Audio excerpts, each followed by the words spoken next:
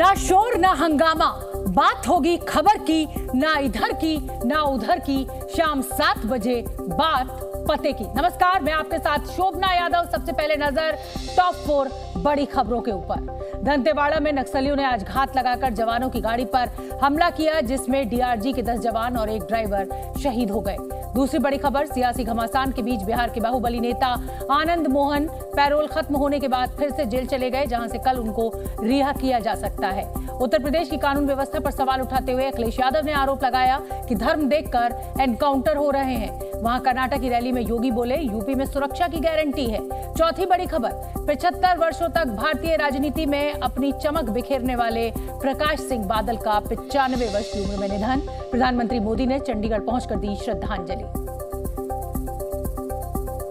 छत्तीसगढ़ में नक्सलियों ने एक बार फिर बड़ी वारदात को अंजाम दिया है। दंतेवाड़ा के अरनपुर में नक्सलियों ने गश्त पर निकले डीआरजी यानी डिस्ट्रिक्ट रिजर्व गार्ड्स के काफिले पर घात लगाकर हमला बोल दिया, जिसमें डीआरजी के 10 जवान शहीद हो गए और एक ड्राइवर की भी मौत हो गई।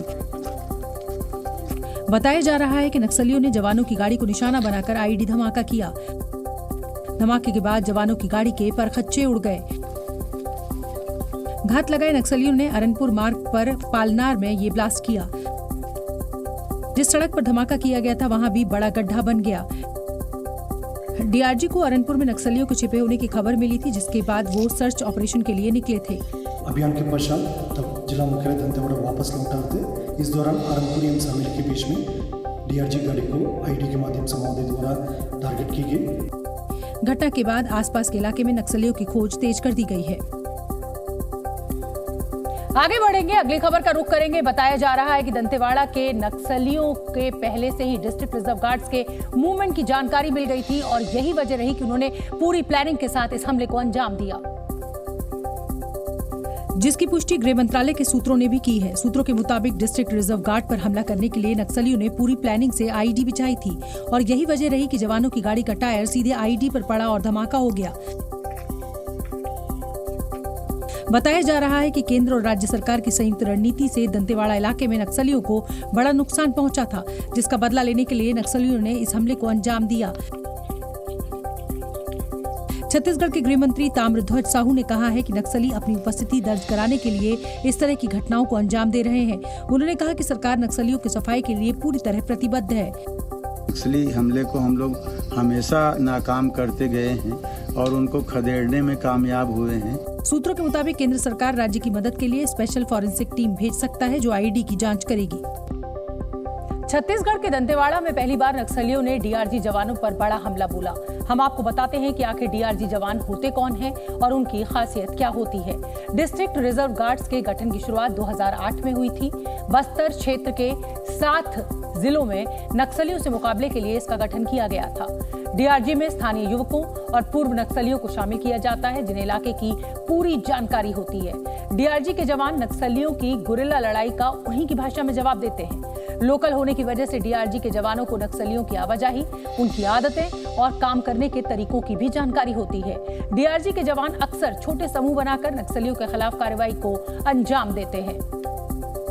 दंतेवाड़ा में नक्सलियों के हमले ने छत्तीसगढ़ से लेकर दिल्ली तक हड़कंप मचा दिया। हमले की खबर मिलते ही देश के गृह मंत्री अमित शाह ने तुरंत छत्तीसगढ़ के मुख्यमंत्री भूपेश बघेल से फोन पर बात की और पूरे हालात का जायजा लिया। अमित शाह ने मुख्यमंत्री को हर संभव मदद का भरोसा दिया। अमित शाह ने नक्सली हमले को कायराना हरकत बताया। अमित शाह ने ट्वीट किया, दंतेवाड़ा में छत्तीसगढ़ पुलिस पर हुए कायरतापूर्ण हमले से दुखी हूँ। छत्तीसगढ़ के मुख्यमंत्री से बात की है और राज्य सरकार को हर संभव मदद का आश्वासन दिया है। शहीद जवानों के शोक संतप्त परिजनों के प्रति मेरी संवेदनाएं। वहीं मुख्यमंत्री भूपेश बघेल ने हमले को नक्सलियों की बौखलाहट बताते हुए कहा, नक्सलवाद के खिलाफ लड़ाई आखिरी दौर में है। जो ये लड़ाई है वो अंतिम दौर पे चल रहा है और नक्सलियों को किसी सूरत में छोड़ा नहीं जाएगा। और इस समय एक बड़ी खबर आ रही है, वो आपको बता दें। दंतेवाड़ा में नक्सलियों के आईईडी हमले के बाद छत्तीसगढ़ के मुख्यमंत्री भूपेश बघेल ने कर्नाटक का अपना दौरा रद्द कर दिया है। भूपेश बघेल का वहां चुनाव प्रचार के लिए पहुंचना था, लेकिन अब वो दंतेवाड़ा के हालात का जायजा लेने जाएंगे और वहां शहीद हुए जवानों को श्रद्धांजलि देंगे। तो भूपेश बघेल कर्नाटक में चुनाव प्रचार के लिए अब नहीं जाएंगे, हालात का जायजा लेने के लिए दंतेवाड़ा जाएंगे। अपना जो दौरा था उनका कर्नाटक का चुनाव प्रचार के लिए, उसको रद्द कर दिया है। शहीद जवानों को श्रद्धांजलि देंगे मुख्यमंत्री भूपेश बघेल।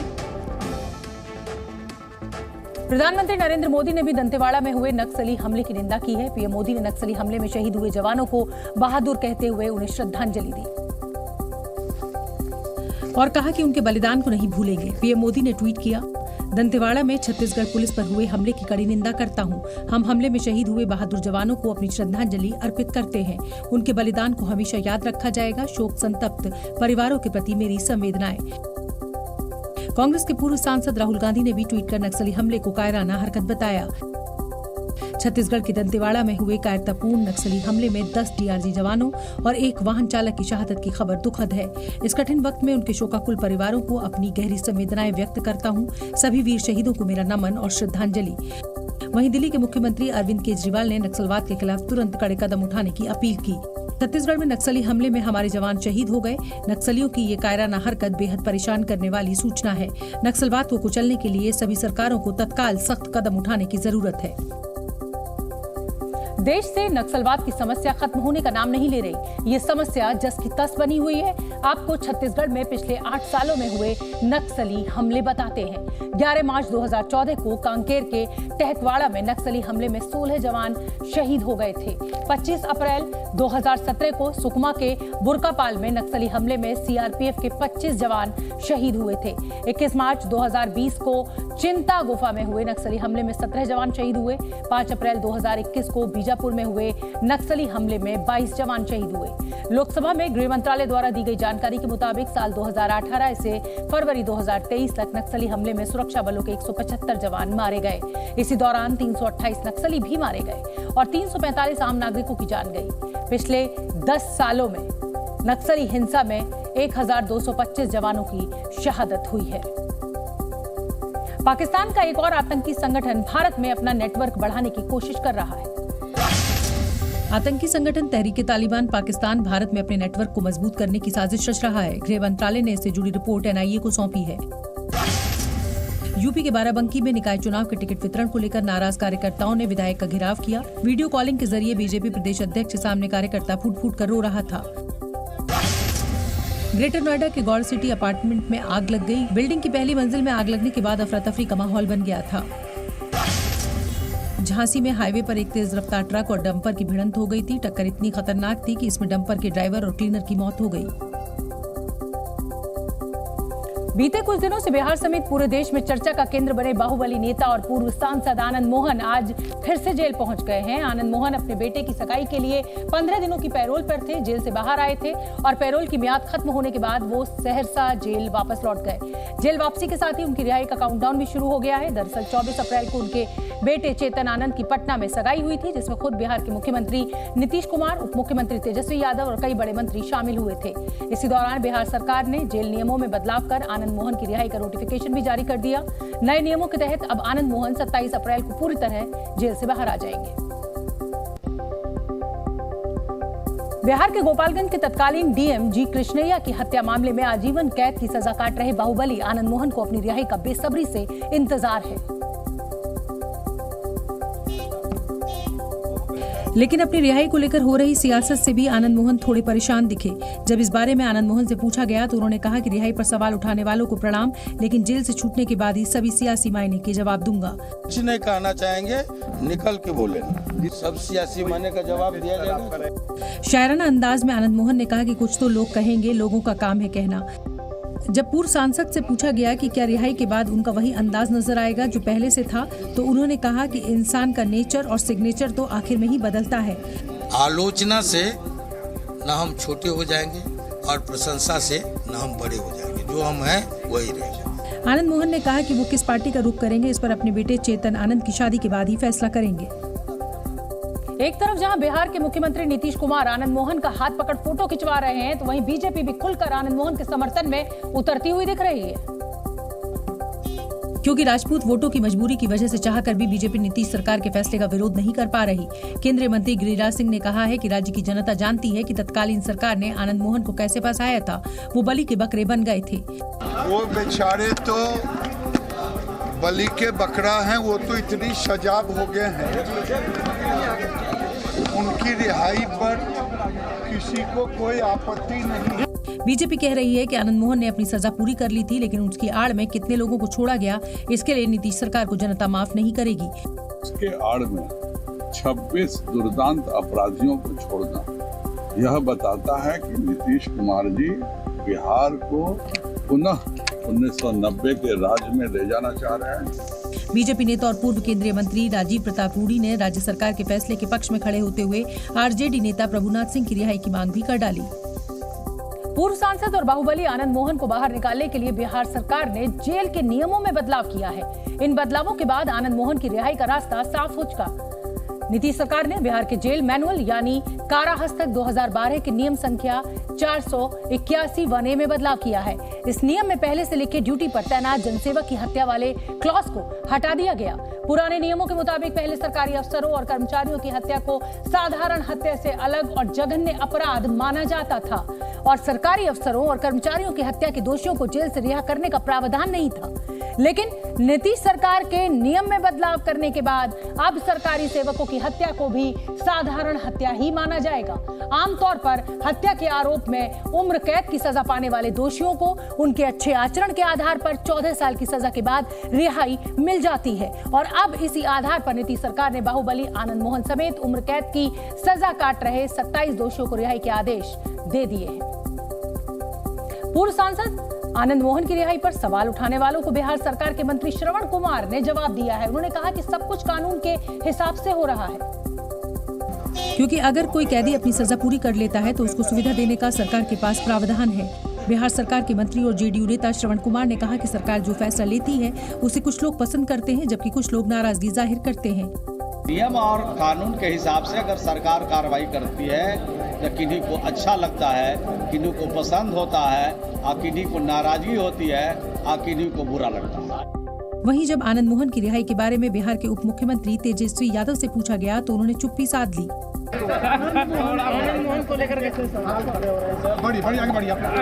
लेकिन आरजेडी प्रवक्ता मृत्युंजय तिवारी ने कहा कि कानून में बदलाव को किसी व्यक्ति विशेष से जोड़कर नहीं देखा जाना चाहिए। जिनको जिनको इसका लाभ मिला है वो सारे जाति धर्म के लोग हैं। चूंकि आदरणीय आनंद मोहन जी एक चर्चित चेहरे हैं, बड़े नाम हैं, तो इनको लेकर के ही लोग चर्चा कर रहे हैं। कांग्रेस ने भी आनंद मोहन की रिहाई का समर्थन किया है।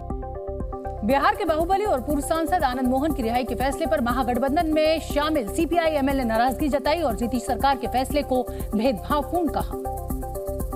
क्योंकि सरकार की तरफ से जारी लिस्ट में उन 6 लोगों के नाम शामिल नहीं हैं जो बिहार के भदासी कांड में सजा काट रहे हैं। सीपीआई-एमएल ने नीतीश सरकार से भदासी कांड के 6 टाडा बंदियों की रिहाई की मांग उठाई है। पार्टी इसको लेकर 28 अप्रैल को पटना में धरना प्रदर्शन करेगी। हमारी उम्मीद थी कि 22 वर्षों से जेल में बंद जो टाडा बंदी है उनको भी रिहा किया जाएगा, लेकिन ऐसा नहीं हुआ। वहीं जन अधिकार पार्टी के चीफ पप्पू यादव ने आनंद मोहन की रिहाई का समर्थन किया है। पप्पू यादव ने आईएएस एसोसिएशन से बाहुबली की रिहाई पर हाय तौबा नहीं मचाने की अपील की है। हाय तौबा नहीं मचाना चाहिए जाति के आधार पर और हर चीजों का विरोध हो। अब बीजेपी वाले सूप बाजे तब बाजे चलनियों बाजे है। पप्पू यादव ने जी कृष्णैया की पत्नी से भी आनंद मोहन को माफ कर देने की गुजारिश की है। बिहार के गोपालगंज के तत्कालीन जिलाधिकारी जी कृष्णैया की पत्नी उमा ने नीतीश सरकार के फैसले पर नाराजगी जताई और कहा कि ये फैसला उनके राजनीतिक जीवन में लाल धब्बा साबित होगा, क्योंकि आनंद मोहन की रिहाई एक नजीर बन जाएगी। उमा कृष्णैया ने कहा कि आनंद मोहन की रिहाई के फैसले से अपराधियों के हौसले बढ़ेंगे। ये तो अच्छा डिसीजन तो नहीं है। नीतीश जी की अच्छा लोग नहीं मिला होगा, हाँ, इसलिए आनंद मोहन जी की सेलेक्ट कर लिया है। मगर ये तो कृष्णैया के बारे में अकेले नहीं है, सारा पब्लिक के बारे में भी सोचना चाहिए। अब ये छूट गया तो फिर दोबारा क्रिमिनल्स का और हम लोग एंकरेज करने जैसा हो जाएगा। गोपालगंज के तत्कालीन जिलाधिकारी जी कृष्णैया की पत्नी ने आनंद मोहन की रिहाई को सियासी फैसला बताया और कहा कि वो इस फैसले के खिलाफ अपील करेंगी। से लेके उसको फिर बैक नहीं ले जाना चाहिए। थोड़ा सुधार हो रहा है बोल के सुन रही हूँ, मगर फिर ऐसा फैसला लेके फिर उसको पुराना जगह पर नहीं ले जाना चाहिए। उमा कृष्णैया ने कहा कि आनंद मोहन की रिहाई से उनका पुराना दर्द फिर से जिंदा हो गया। एक तरफ आनंद मोहन की रिहाई पर सियासत हो रही है तो दूसरी तरफ बिहार की राजधानी पटना में पूर्व बाहुबली सांसद के समर्थन में हवन पूजा की जा रही है। पटना के एक स्कूल में सद्बुद्धि हवन किया गया। आयोजक का कहना है कि यह हवन सवर्ण विरोधियों को सद्बुद्धि देने के लिए किया गया। हवन करने वालों का कहना था कि आनंद मोहन की रिहाई का विरोध करने वाले सवर्ण विरोधी हैं। सवाल उठाया गया कि 27 लोगों को राज्य सरकार छोड़ रही है तो सिर्फ आनंद मोहन का ही विरोध क्यों? और इस समय एक बड़ी खबर आ रही है, वो आपको बता दें। केंद्रीय गृह मंत्री अमित शाह से जुड़ी ये बड़ी खबर। प्रधानमंत्री मोदी के रेडियो प्रोग्राम मन की बात के 100वें एपिसोड से पहले आयोजित एक कार्यक्रम में बोलते हुए गृह मंत्री ने पूर्व प्रधानमंत्री इंदिरा गांधी को तानाशाह बताया। अमित शाह ने कहा कि इमरजेंसी के बाद तानाशाह की हार हुई थी। इस मौके पर अमित शाह ने मन की बात कार्यक्रम की याद में 100 रुपए का सिक्का भी जारी किया। भारत और बांग्लादेश में भारत की विजय को मैंने आकाशवाणी पर ही सुना है। इमरजेंसी के बाद एक तानाशाह के पराजय को सुबह 5 बजे आकाशवाणी के बुलेटिन पर सुना है कि इंदिरा गांधी पराजित हो गई। ढेर सारे समाचार जो ग्रामीण अंचल से आते हैं उनको मालूम होगा कि आप तक वहीं पहुंचे हैं। मुख्यमंत्री अरविंद केजरीवाल के बंगले का रेनोवेशन अब सियासी मुद्दा बन गया है। दिल्ली के मुख्यमंत्री अरविंद केजरीवाल के बंगले के महंगे रेनोवेशन के मुद्दे पर बीजेपी ने प्रदर्शन किया है। आम आदमी पार्टी ने कहा 80 साल पुराने बंगले के रेनोवेशन पर सवाल उठ रहा है। पीएम का घर तो 500 करोड़ का बन रहा है। झारखंड के रांची में जमीन घोटाले के मामले में ईडी ने फिर छापेमारी की है। इस बार कॉन्ट्रैक्टर के घर पर दबिश दी गई। रेड की खबर के बाद कॉन्ट्रैक्टर फरार हो गया है। बेंगलुरु में एक बाइक टैक्सी के ड्राइवर ने महिला से छेड़छाड़ और उसका मोबाइल छीनने की कोशिश की। खुद को बचाने के लिए चलती बाइक से महिला कूद गई थी। यूपी के आगरा में देर रात एक मकान की छत गिर गई। मलबे में दबने से 2 भाइयों की मौत हो गई जबकि एक महिला गंभीर रूप से घायल है। अलीगढ़ में नगर निकाय चुनाव से पहले पुलिस ने अवैध तमंचों की फैक्ट्री का खुलासा किया है। यहाँ घर पर ही तमंचा बनाया जा रहा था। सूडान में फंसे भारतीयों की सुरक्षित घर वापसी के लिए ऑपरेशन कावेरी को और तेज कर दिया गया। हवाई और समुद्री मार्ग से भारतीयों को सूडान से निकालकर सऊदी अरब के जिद्दा पहुंचाया जा रहा है। संकटग्रस्त सूडान से रवाना हुए भारतीय वायुसेना के दूसरे C-130J विमान में सवार 135 भारतीयों का तीसरा जत्था सऊदी अरब के जिद्दा पहुंच गया है। जिद्दा में खुद विदेश राज्य मंत्री वी मुरलीधरन मौजूद थे जिन्होंने भारतीयों का स्वागत किया। जबकि इससे पहले C-130J विमान के जरिए भारतीयों के 2 जत्थे पोर्ट सूडान से रवाना हुए और जिद्दा पहुंचे। विदेश मंत्री डॉक्टर एस जयशंकर ने सऊदी अरब का आभार जताया। वहीं विदेश राज्य मंत्री वी मुरलीधरन ने भी सऊदी अरब के अधिकारियों की तारीफ की। सऊदी अरब में भारतीय उच्चायोग ने राहत शिविर बनाए हैं जहां सूडान से लाए गए भारतीयों को रखा जा रहा है। दरअसल सूडान बंदरगाह और जेद्दा पोर्ट के बीच की दूरी 297 किलोमीटर है। हवाई मार्ग और समुद्री मार्ग के जरिए ये दूरी बहुत कम समय में पूरी हो जाती है। इसीलिए भारत की सरकार ने सूडान में फंसे भारतीयों को रेस्क्यू करने से पहले जेद्दा लाने का फैसला किया और इसके लिए सबसे पहले इंडियन नेवी को काम पर लगाया गया। INS तेग और INS सुमेधा भारतीयों को सूडान से सुरक्षित निकालने के मिशन में जुट गया। सूडान पोर्ट पर भारतीयों की लंबी कतार नजर आई जबकि नौसेना के अधिकारी हर भारतीय को सुरक्षित जहाज में ले जाते, उनका मेडिकल चेकअप कराते और उन्हें हर जरूरी सुविधा मुहैया कराते नजर आए। सूडान में फंसे भारतीय भी नौसेना की मदद से अभिभूत दिखे। अब उन्होंने हमें यहाँ शिप पे भेज दिया है। इंडियन नेवी हमारा पूरा अच्छे से ख्याल रख रही है, हमारे बच्चों को अच्छे से टेक केयर कर रही है एंड लाइक खाना बड़ा अच्छा मिला है। रेस्क्यू ऑपरेशन के दौरान एक लड़की का तो गला रूंध गया। उसने कहा कि इंडियन नेवी ने अगर मदद न की होती तो न जाने क्या होता। And now we are safe in the ship and now we feel more safer. Even when we entered, they asked us what you want to eat. In last 10 days, no one was there to take care of us. पूरे Sudan में लगभग 3000 भारतीय हैं जिनमें से 500 से ज्यादा को सुरक्षित बाहर निकाल लिया गया। वहीं बाकी बचे लोगों को सूडान बंदरगाह लाया जा रहा है जहां से C-130J विमान और नौसेना के जहाजों के जरिए उन्हें जिद्दा लाने की तैयारी है। सूडान की राजधानी खार्तूम में हालात गंभीर बने हुए हैं। यहाँ सेना और एक अर्धसैनिक समूह के बीच पिछले 10 दिनों से जारी भीषण लड़ाई में 400 से ज्यादा लोगों की जान जा चुकी है। लेकिन अमेरिका और सऊदी अरब की मध्यस्थता के बाद सोमवार से 72 घंटे तक के लिए सीज फायर है। ऐसे में भारत समेत कई देश अपने नागरिकों को निकालने में लगे हुए हैं। तुर्की ने खार्तूम से अपने 167 लोगों का रेस्क्यू किया। टर्की एयरलाइंस के एक विमान के जरिए इन लोगों को सुरक्षित बाहर निकाला गया। वहीं ब्रिटेन की रॉयल एयरफोर्स भी ब्रिटिश नागरिकों को सूडान से बाहर निकालने के काम में लगी है। 40 लोगों का रेस्क्यू किया जा चुका है जबकि 220 और लोगों को सूडान से सुरक्षित बाहर निकालने की तैयारी है। इसके अलावा साउथ कोरिया, इटली और दूसरे देश भी अपने लोगों की जान बचाने में जुटे हैं। सबकी कोशिश है किसी भी तरह सूडान से अपने नागरिकों को बाहर निकाला जाए। सूडान में अगले कुछ घंटे शांत हैं, लेकिन इसके बाद गृह युद्ध के हालात पहले से कहीं ज्यादा गंभीर हो सकते हैं। दरअसल सूडान में जारी हिंसा के बीच विश्व स्वास्थ्य संगठन ने एक चेतावनी जारी की है। WHO ने दावा किया कि सूडान में जारी जंग के दौरान लड़ाके सेंट्रल पब्लिक लैब में घुस गए हैं और उस पर कब्जा कर लिया है। विश्व स्वास्थ्य संगठन के मुताबिक लड़ाकों ने जिस लैब पर कब्जा जमाया है वहां पोलियो और खसरे सहित गंभीर बीमारियों के नमूने रखे हुए हैं। डर है कि प्रयोगशाला को कब्जे में लेने के बाद इन गंभीर बीमारियों के नमूनों के साथ छेड़छाड़ की जा सकती है। अगर ऐसा हुआ तो ये मानवता के लिए खतरनाक हो सकता है और गंभीर हालात पैदा हो सकते हैं। सूडान में WHO के प्रतिनिधि नीमा सईद आबिद ने वीडियो लिंक के जरिए जिनेवा में पत्रकारों को बताया कि केंद्रीय सार्वजनिक स्वास्थ्य प्रयोगशाला पर कब्जा होना चिंताजनक है। इससे बायोलॉजिकल खतरा पैदा हो सकता है।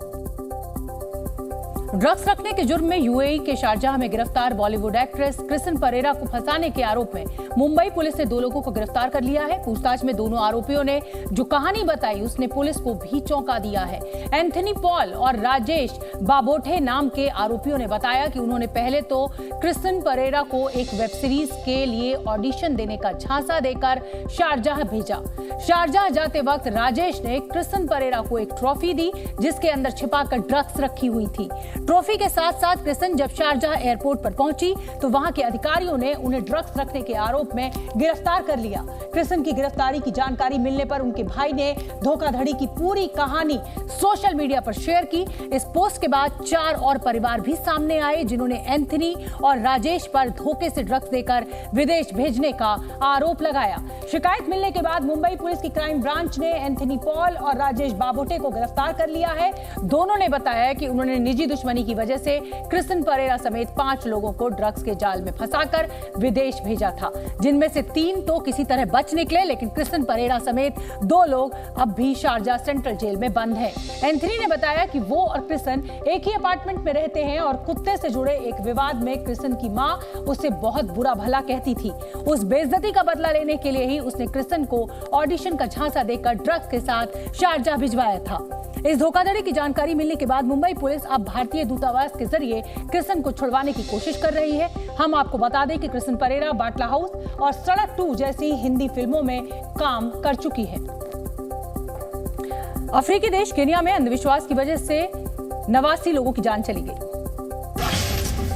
भगवान से मिलने के नाम पर केन्या में 89 लोगों की मौत हो गई है। पादरी ने भगवान से मिलने के लिए भूखे पेट कब्र में सोने का ज्ञान दिया था। यूक्रेन के दोनेत्स्क क्षेत्र में यूक्रेनी सैनिकों ने रूस के सैनिकों पर होवित्जर तोप से हमला किया है। बखमुत में अभी भी दोनों सेनाओं के बीच लड़ाई चल रही है।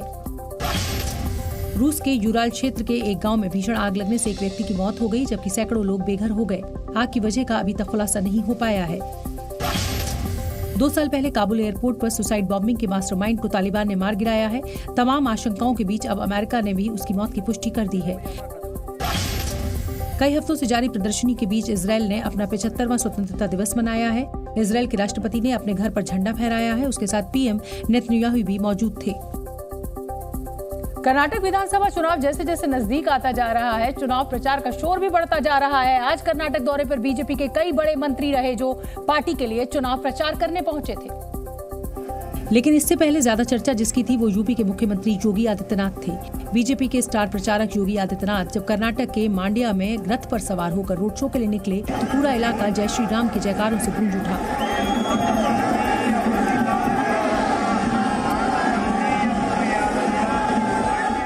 सीएम योगी आदित्यनाथ के तल्ख तेवर कर्नाटक में भी दिखाई दिए। उन्होंने कर्नाटक और अयोध्या के रिश्ते को त्रेता युग से जोड़ा। उत्तर प्रदेश और कर्नाटक का संबंध आज से नहीं त्रेता युग से है।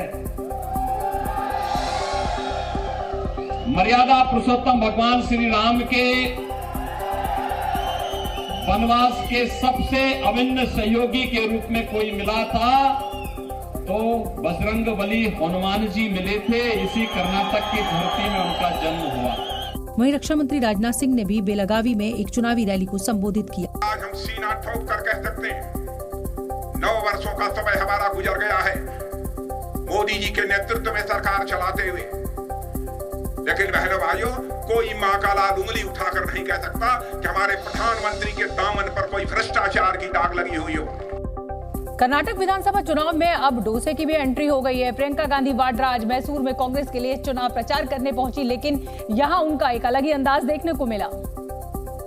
और मैसूर के एक होटल में प्रियंका गांधी डोसा बनाती हुई दिखाई दी। प्रियंका गांधी वाड्रा ने खुद अपने हाथ से कई सारे डोसे बनाए और फिर बच्चों के साथ वो डोसे की खाती भी नजर आई।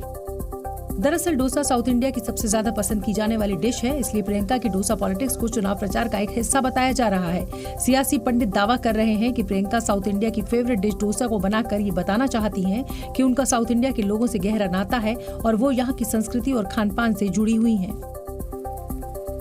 इससे पहले प्रियंका गांधी वाड्रा हाथियों के बीच भी पहुंच गई। यहाँ उन्होंने हाथियों को अपने हाथ से सेब खिलाया और उन पर प्यार लुटाती हुई दिखी, जिसकी तस्वीरें सोशल मीडिया पर वायरल हो रही हैं। प्रियंका गांधी चिकमंगलूर के श्रृंगेठी मठ दर्शन के लिए पहुंची थी, लेकिन पूजा करने के बाद वो अचानक हाथियों के पास जा पहुंची।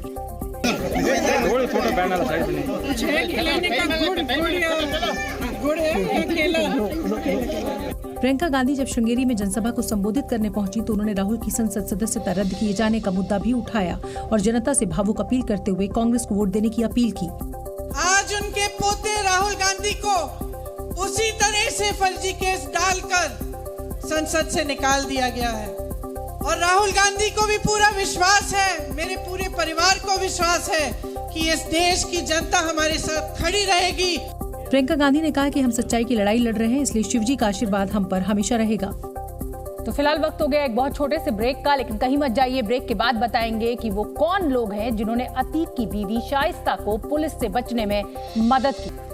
अतीक अहमद के चकिया वाले दफ्तर में खून के धब्बों को लेकर बड़ा खुलासा हुआ है। सूत्रों के मुताबिक अतीक अहमद के ऑफिस से मिले खून के धब्बे किसी इंसान के हैं, जिसकी पुष्टि एफएसएल की रिपोर्ट में हुई है। पुलिस के मुताबिक एफएसएल की टीम ने जांच में पाया है कि अतीक के दफ्तर में जो खून के सैंपल्स लिए गए थे उसमें इंसानी हीमोग्लोबिन है। इसका मतलब यह है कि दफ्तर की जमीन, सीढ़ियों समेत 9 जगहों पर खून के धब्बे इंसान के हैं। अतीक का दफ्तर चकिया के करबला इलाके में मौजूद था। पुलिस ने करबला के आसपास क्लिनिक और अस्पताल चलाने वाले कई डॉक्टर से इस मामले में पूछताछ की है, क्योंकि जिस व्यक्ति का खून था हो सकता है संभवतः कि वो इलाज कराने के लिए आसपास के डॉक्टर के यहाँ गया था। तो फिलहाल इस बात की पुष्टि हो गई है कि यहाँ पर जो खून के धब्बे मिले थे वो इंसान के थे।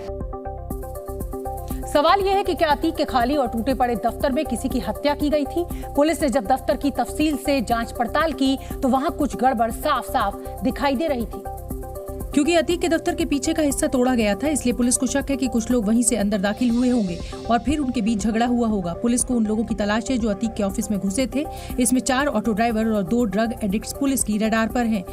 दफ्तर के ग्राउंड फ्लोर से फर्स्ट फ्लोर और सीढ़ियों पर कई जगह खून के छींटे और धब्बे मिले थे और एक खून से सना हुआ चाकू भी मिला था, जिसके बाद से पुलिस लगातार इस दफ्तर से सबूत जुटा रही है। अतीक का दफ्तर जब टूटा नहीं था तब यहाँ अतीक और उसके गुर्गों की चहल पहल रहा करती थी। तब सूत्र बताते हैं यहाँ अपहरण कर लोगों को लाया जाता था और फिर उन्हें टॉर्चर भी किया जाता था। बताया जाता है कि उमेश पाल को भी अपहरण के बाद इसी दफ्तर में लाया गया था। और अभी इस समय एक बड़ी खबर हमें मिल रही है। प्रयागराज पुलिस ने कुछ ड्रग एडिक्ट्स को पकड़ा है। इन ड्रग एडिक्ट्स को चोटें भी लगी हुई हैं। ड्रग एडिक्ट्स अतीक के टूटे दफ्तर में खाने पीने और सरिया चोरी करने जाते थे। तो ड्रग एडिक्ट्स को चोट लगी हुई है, जिनको पुलिस ने हिरासत में लिया है। पूछताछ उनसे चल रही है और खुलासा ये हो रहा है कि अतीक के दफ्तर में खाने पीने और सरिया चोरी करने के लिए ये बदमाश जाते थे। अतीक अहमद को जो चीज पसंद आती थी वो उसे जबरन खरीद लेता था या हड़प लेता था। ऐसा ही एक कोल्ड स्टोरेज था जिसे उसने जबरन खरीदकर अपनी बीवी शाइस्ता परवीन को दिया था और वो कोल्ड स्टोरेज शाइस्ता का गोल्ड बैंक बन गया, यानी सोने का अंडा देने वाली मुर्गी बन गया था। प्रयागराज सिटी से 15 किलोमीटर दूर झूसी अंदावा में वो कोल्ड स्टोरेज मौजूद है, जिसे कोर्ट के आदेश के बाद साल 2020 में बुलडोजर से तोड़ दिया गया था। ये प्रॉपर्टी शाइस्ता परवीन की थी, शाइस्ता परवीन के नाम से थी और इस प्रॉपर्टी को अतीक ने अपने दम पर, अपने माफियागिरी पर इस पर कब्जा किया था। दरअसल ये जमीन 3 भाइयों की थी। अतीक ने ये कोल्ड स्टोरेज हड़प कर अपनी पत्नी शाइस्ता परवीन के नाम पर लिखवाया था। उसकी पत्नी इसे अपना गोल्ड बैंक मानती थी, क्योंकि इस कोल्ड स्टोरेज से हर साल करीब 2.5 से 3 करोड़ रुपए की कमाई होती थी। इस कोल्ड स्टोरेज के अंदर लगभग 2 लाख बोरी रखने की क्षमता है। एक बोरी से 135 रुपए लिए जाते थे, यानी कि साल भर में 2.5 करोड़ से अधिक की कमाई होती थी। इस कोल्ड स्टोरेज को प्रशासन ने 2 साल पहले बुलडोजर चलाकर जमींदोज कर दिया था। लोगों के मुताबिक अतीक ने 3 भाइयों से ये कोल्ड स्टोरेज हड़पा था। लोगों के मुताबिक ये कोल्ड स्टोरेज पहले राजकुमार, शरद और सुशील कुमार का था। इसमें से एक भाई पर अतीक ने दबाव बनाकर काफी कम कीमत देकर खरीद लिया। बाकी 2 भाई कोल्ड स्टोरेज बेचने के लिए राजी नहीं थे, लेकिन अतीक ने उन्हें ऐसा टॉर्चर किया कि दोनों भाई भी कोल्ड स्टोरेज को बेचने के लिए राजी हो गए। पहले ओझा जी की जमीन थी ये। ओझा जी 3 भाई थे। जी ओझा जी, तो फिर उसके बाद जो है इसको ये तो तकरीबन 2014-15 के आसपास जो है इसको जो है संसद जी कब्जा किया गया। लोगों का कहना है कि अतीक अपनी पत्नी शाइस्ता परवीन से कहता था कि ये लो तुम्हारा गोल्ड बैंक मैंने खोल दिया है, अब यहाँ से होने वाली करोड़ों की कमाई से तुम अपने शौक और दूसरी चीजों पर खर्च कर सकती हो। अतीक की पत्नी शाइस्ता परवीन 61 दिनों से पुलिस को चकमा दे रही है। आखिर वो कौन लोग हैं जो उसकी फरारी में मदद कर रहे हैं? पुलिस ने शाइस्ता के मददगारों की पहचान कर ली है और ऐसे लोगों की तादाद 20 है। इसमें शाइस्ता के साथ वकील, उसे शरण देने वाले और पैसों से मदद देने वाले लोग भी शामिल हैं। पुलिस ने शाइस्ता के मददगारों की लिस्ट तैयार की है। इसमें सुधांशु त्रिपाठी उर्फ बल्ली पंडित, मोहम्मद नफीस, इरशाद उर्फ सोनू, अरशद, सुल्तान अली, बांदा का जफर अहमद खां, डॉक्टर शैला, असाद, नूर, मोहम्मद मुस्लिम, मोहम्मद राशिद उर्फ नीलू, आवेज अहमद, अशरफ का साला सद्दाम, कासिम, ननद आयशा नूरी, असलम मंत्री, खालिद जफर शामिल हैं। इन लोगों पर प्रयागराज पुलिस और एसटीएफ पैनी नजर बनाए हुए है। इनके मूवमेंट और बैंक अकाउंट के लेन देन पर भी नजर रखी हुई है। पुलिस जल्द ही इनसे पूछताछ कर सकती है। अतीक अहमद उमेश पाल को क्यों मारना चाहता था, इसकी सबसे बड़ी वजह का खुलासा हो गया है। अतीक अहमद की एक पुरानी चिट्ठी हाथ लग गई है, जिसे उसने उत्तर प्रदेश के गृह सचिव को 17 अगस्त 2012 को लिखा था। इस चिट्ठी में अतीक अहमद ने लिखा था कि उमेश पाल का अपहरण मामला फर्जी है। मेरे और मेरे भाई समेत कई लोगों पर उमेश पाल ने फर्जी मुकदमा दर्ज कराया है। इस वजह से मेरी छवि खराब हो रही है और मेरा मान सम्मान कम हो रहा है। पत्र में ये भी लिखा गया था कि कई बार उमेश पाल से मिलने की कोशिश की, लेकिन उसने मना कर दिया। इसलिए उमेश पाल अपहरण का मुकदमा काफी वक्त से लंबित है। इस मुकदमे को जरूर खत्म करवाइए। इस लेटर के सामने आने के बाद अब ये बात साफ हो चुकी है कि उमेश पाल लगातार अतीक के साम्राज्य को खत्म कर रहा था और उमेश पाल अपहरण मामले में अतीक की मुश्किलें बढ़ना तय थी और इसी वजह से अतीक अहमद ने उमेश पाल की हत्या करवा दी। पुलिस कस्टडी रिमांड में भी अतीक ने बताया था कि कई बार उसने उमेश पाल को मिलने के लिए बुलाया, लेकिन वो नहीं आया। इसकी वजह से उसका दिमाग खराब हो गया और उसने उमेश पाल की हत्या करवा दी। उमेश पाल हत्याकांड में एक और चौंकाने वाली जानकारी सामने आई है। सूत्रों के मुताबिक लखनऊ जेल में बंद अतीक का बड़ा बेटा उमर भी साजिश में शामिल हो सकता है, क्योंकि उमेश पाल हत्याकांड से पहले असद ने लखनऊ की जेल में बंद अपने भाई उमर से मिलकर देर रात तक बात की थी। उमेश पाल हत्याकांड से एक दिन पहले असद लखनऊ में मौजूद था और गोसाईगंज जेल में उमर से मिलने गया था। माना जा रहा है कि असद उमर को इस हत्याकांड की सारी डिटेल प्लानिंग बताने गया था। उमेश पाल की हत्या की प्लानिंग का सेंटर बरेली जेल था, जहां 9, 11 और 12 फरवरी को असद सहित सभी शूटर्स ने अशरफ से मुलाकात की। यानी बरेली जेल में 4 दिन में 3 मुलाकात के दौरान ही उमेश पाल हत्या की साजिश रची गई थी। इस दौरान सभी शूटर्स बरेली शहर के एक होटल और एक अपार्टमेंट में रुके थे। अखिलेश यादव ने उत्तर प्रदेश में अपराधियों के एनकाउंटर पर सवाल उठाते हुए योगी सरकार पर निशाना साधा। अखिलेश यादव ने यूपी में एनकाउंटर को जाति और धर्म से जोड़ दिया और आरोप लगाए कि यूपी में एनकाउंटर जाति और धर्म देखकर हो रहे हैं। एनकाउंटर जाति, धर्म और कानून की धज्जियां उड़ाकर के हो रहे हैं। वहीं योगी ने कर्नाटक के मांड्या विधानसभा क्षेत्र में चुनाव प्रचार के दौरान यूपी की कानून व्यवस्था की जमकर तारीफ की। वहाँ पर सुरक्षा की गारंटी है, वहाँ पे समृद्धि की गारंटी है, नो कर्फ्यू, नो दंगा, और वहाँ पर है सब चंगा। 1 मई को महाराष्ट्र दिवस के दिन मुंबई में आतंकी हमले का अलर्ट है। 1 मई को महाराष्ट्र दिवस के दिन मुंबई में आतंकी हमले की आशंका जताई गई है। शिवाजी पार्क में हमले की आशंकाएं हैं, इसी वजह से इलाके में धारा 144 लगा दी गई है। नोएडा के 100 से ज्यादा स्कूलों को 1-1 लाख के जुर्माने का नोटिस थमाया गया है। इन स्कूलों ने कोरोना के दौरान ली गई फीस का 15% अभी तक वापस नहीं किया था। झारखंड के कोडरमा में वाइल्ड लाइफ एरिया से होकर गुजर रहे स्कूल की वैन को वन विभाग ने जब्त कर लिया है, जिसके कारण कई बच्चों को जंगलों के बीच धूप में ही बैठना पड़ा है। गौ तस्करी कर रहे आरोपियों का गुरुग्राम में पुलिस ने पीछा किया। 20 किलोमीटर तक पीछा करने के बाद पुलिस ने आरोपियों को गिरफ्तार किया है। बिहार के बेगूसराय में शॉर्ट सर्किट की वजह से करीब 1.5 दर्जन घरों में आग लग गई। आग की वजह से 18 परिवार बेघर हो गए। पंजाब के पूर्व मुख्यमंत्री और शिरोमणि अकाली दल के नेता प्रकाश सिंह बादल का मंगलवार रात निधन हो गया। 5 बार पंजाब के मुख्यमंत्री रहे प्रकाश सिंह बादल 95 वर्ष के थे। और बीते 1 साल से सांस की बीमारी से जूझ रहे थे। मंगलवार रात 8 बजे मोहाली के फोर्टिस अस्पताल में इलाज के दौरान उन्होंने अंतिम सांस ली।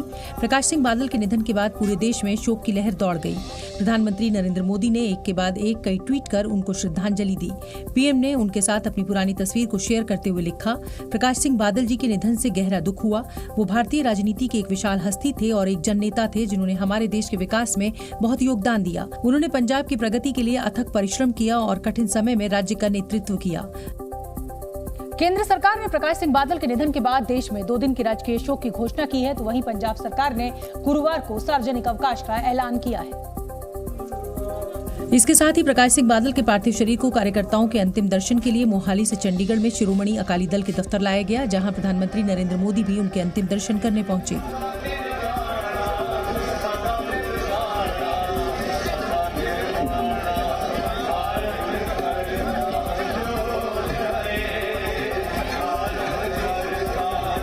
प्रधानमंत्री मोदी के साथ हरियाणा के मुख्यमंत्री मनोहर लाल खट्टर और पंजाब बीजेपी के कई नेता मौजूद रहे।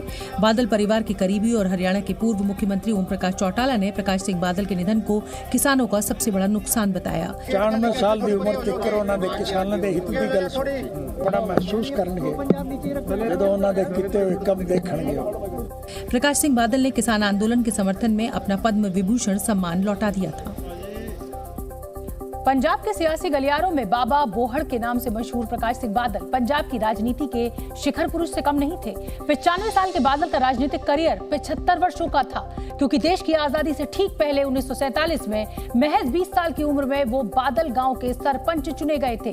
75 साल लंबे अपने सियासी करियर में प्रकाश सिंह बादल सिर्फ 2 बार विधानसभा का चुनाव हारे थे, पहला 1967 में और दूसरा 2022 में। प्रकाश सिंह बादल ने जीवन के हर कदम पर संघर्ष किया, जिसका नतीजा ये रहा कि उनके जीवन के लगभग 17 वर्ष जेल में ही बीते। 1990 में वो दक्षिण भारत की एक जेल में बंद थे और अपनी इकलौती बेटी की शादी में भी शामिल नहीं हो पाए थे।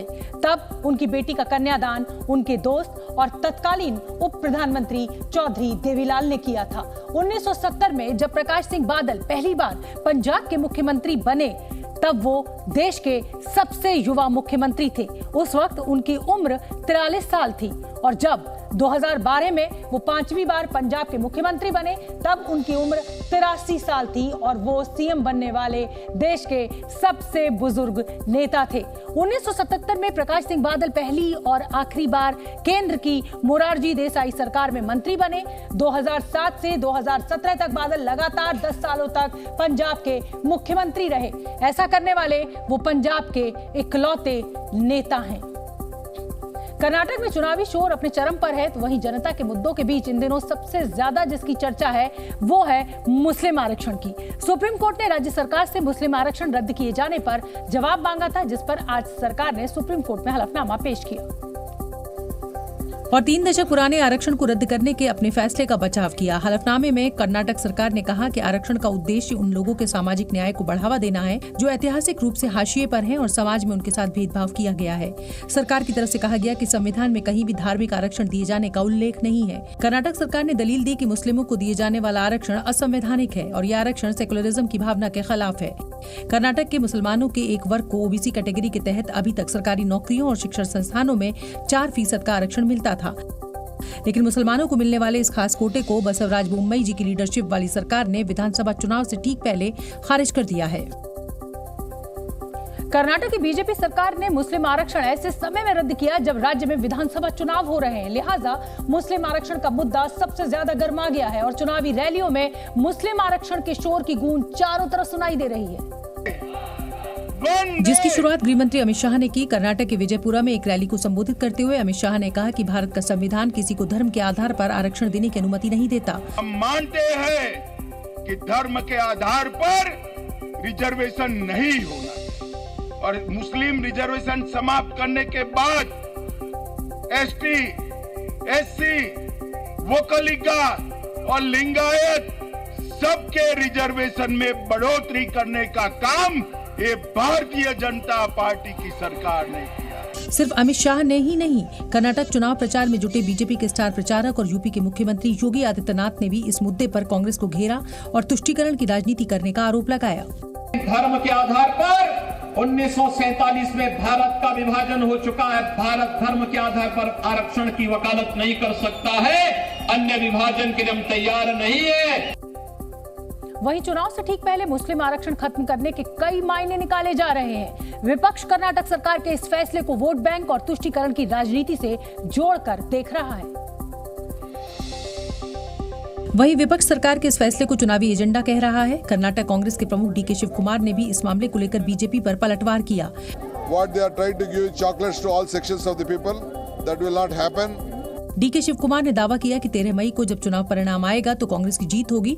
वहीं उन्होंने बीजेपी के राष्ट्रीय नेताओं के कर्नाटक में चुनाव कैंपेन करने पर भी तंज कसा। कर्नाटक में विधानसभा चुनाव के लिए बीजेपी के तमाम नेता सियासी समर में उतर चुके हैं। मध्य प्रदेश के मुख्यमंत्री और बीजेपी के स्टार प्रचारक शिवराज सिंह चौहान भी बेलगावी के रामदुर्ग पहुंचे और बीजेपी उम्मीदवारों के समर्थन में प्रचार किया। शिवराज सिंह चौहान ने कहा, कर्नाटक की जनता एक बार फिर से राज्य में पूर्ण बहुमत के साथ बीजेपी की सरकार बनाए। साथ ही शिवराज सिंह ने जनता के सामने मोदी सरकार के तमाम कामों को भी गिनाया। शिवराज सिंह ने कहा कि आज देश में राम मंदिर से लेकर यूक्रेन युद्ध में फंसे भारतीय छात्रों को स्वदेश लाने में भी पीएम मोदी का अहम योगदान है। मैं यहाँ आया हूँ तो आप भी खुश हो कि नहीं हो? अरे खुश हो कि नहीं हो? तो जोर से बोलो भारत माता की। देखो मेरे बहन और भाई, जो राम को लाए हैं हम उनको लाएंगे। आप बताओ मुझे, अगर नरेंद्र मोदी प्रधानमंत्री नहीं होते तो अयोध्या में राम का मंदिर बनता क्या? अरे जोर से बोलो, बनता क्या? नहीं बनता। अयोध्या में भगवान राम का मंदिर। और एक बात और बताना नौजवान, कश्मीर में धारा 370 लगाई थी कांग्रेस ने। एक देश में 2 विधान थे, ये मोदी जी थे जिनने धारा 370 समाप्त कर दी। आप बताओ, नरेंद्र मोदी नहीं होते तो धारा 370 समाप्त होती क्या? 3 तलाक कभी खत्म होता क्या? और एक बात और पूछ रहा हूं, आज बातचीत करने आया हूं। अभी पिछले दिनों हमने देखा यूक्रेन और रूस का युद्ध हुआ, हमारे बच्चे फंस गए। भारत के हजारों बच्चे यूक्रेन में फंसे थे, उनके माता पिता चिंतित थे कि बच्चे जीवित बचेंगे कि नहीं बचेंगे। लेकिन प्रधानमंत्री नरेंद्र मोदी थे, उन्होंने फोन उठाया और एक फोन किया रूस के राष्ट्रपति को और एक फोन किया यूक्रेन के राष्ट्रपति को और सीधा कह दिया कि देखो भाई, तिरंगा झंडा लेके भारत के बेटे बेटी निकलेंगे और जब वो निकले तिरंगा हाथ में लेके तो युद्ध रोक देना, हमारे बच्चे सुरक्षित निकल के बाहर। 2 दिन के दौरे पर पनामा गए विदेश मंत्री एस जयशंकर ने आतंकवाद के मुद्दे पर एक बार फिर पाकिस्तान को आड़े हाथों लिया। एस जयशंकर ने पाकिस्तान को आतंकवाद खत्म करने की नसीहत दी। दरअसल पनामा के विदेश मंत्री जनेवा तेवाने मैनकोमो के साथ जयशंकर एक ज्वाइंट प्रेस कॉन्फ्रेंस कर रहे थे। इस दौरान एक पत्रकार ने उनसे पूछा भी कि क्या एससीओ शिखर सम्मेलन में पाकिस्तान के विदेश मंत्री बिलावल भुट्टो से कोई द्विपक्षीय बातचीत होगी, जिस पर एस जयशंकर ने टका सा जवाब दिया। The point, really the bottom line on this issue is that it is for us very difficult to engage with a neighbor who practices cross-border terrorism against us. We have always said that they have to deliver on their commitment, not to encourage, sponsor and carry out cross-border terrorism. इससे पहले Cyprus दौरे पर गए विदेश मंत्री S Jaishankar ने पाकिस्तान को साफ शब्दों में नसीहत देते हुए कहा था कि आतंकवाद को हथियार बनाकर भारत को बातचीत की मेज पर नहीं लाया जा सकता। दरअसल एससीओ की बैठक में हिस्सा लेने के लिए पाकिस्तान के विदेश मंत्री बिलावल भुट्टो भी भारत आ रहे हैं। ऐसे में कयास लगाए जा रहे थे कि उनकी एस जयशंकर से भी मुलाकात होगी, लेकिन भारतीय विदेश मंत्री ने ऐसी तमाम अटकलों को एक सिरे से खारिज कर दिया। आतंकवाद की पैरोकारी करने वाले पाकिस्तान ने एक बार फिर भारत के खिलाफ प्रोपेगेंडा वॉर शुरू कर दिया है।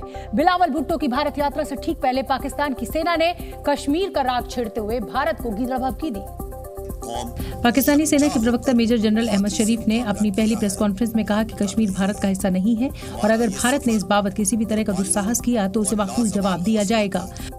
कश्मीर ना कभी भारत का अटूट अंग रहा है और ना रहेगा। आर्मी चीफ ने कमान संभालने के बाद पहला दौरा लाइन ऑफ कंट्रोल का किया और वाज़ेह अल्फाज में पैगाम दिया कि अफवाज पाकिस्तान इस मुल्क के चप्पे चप्पे का दिफा करने की सलाहियत रखती है और अगर जरूरत पड़ी तो we can take this battle into the enemy's territory. Pakistan सेना के प्रवक्ता यही नहीं रुके बल्कि बड़बोलेपन और झूठ की इंतहा कर दी। उन्होंने कहा कि भारत ने पाकिस्तान के खिलाफ प्रोपेगेंडा वॉर छेड़ रखी है। पाकिस्तान की हालत इतनी खराब है कि उसकी सेना के पास न गोला है, बारूद है और न ही जंग लड़ने के काबिल टैंक। इस बात का खुलासा किसी और ने नहीं बल्कि पाकिस्तान के वरिष्ठ पत्रकार हामिद मीर ने किया। उन्होंने बताया कि पूर्व सेना प्रमुख कमर जावेद बाजवा ने 25 से ज्यादा पत्रकारों के सामने पाकिस्तानी सेना की कमजोरी का जिक्र किया था। हामिद मीर की माने तो बाजवा ने कहा था कि पाकिस्तानी सेना के टैंक ठीक से काम नहीं करते, पाकिस्तानी सेना के पास डीजल भरवाने तक के पैसे नहीं हैं। पाकिस्तान के चर्चित पत्रकार हामिद मीर के इस खुलासे के बाद तो जैसे मुनीर की फौज को सांप सूंघ गया। लिहाजा प्रेस कॉन्फ्रेंस में डीजी ISPR या कहें पाकिस्तानी सेना के प्रवक्ता मेजर जनरल अहमद शरीफ ने कहा कि भारत का रक्षा बजट बहुत ज्यादा है लेकिन उनकी सेना के भी हौसले बुलंद हैं। जी न्यूज़।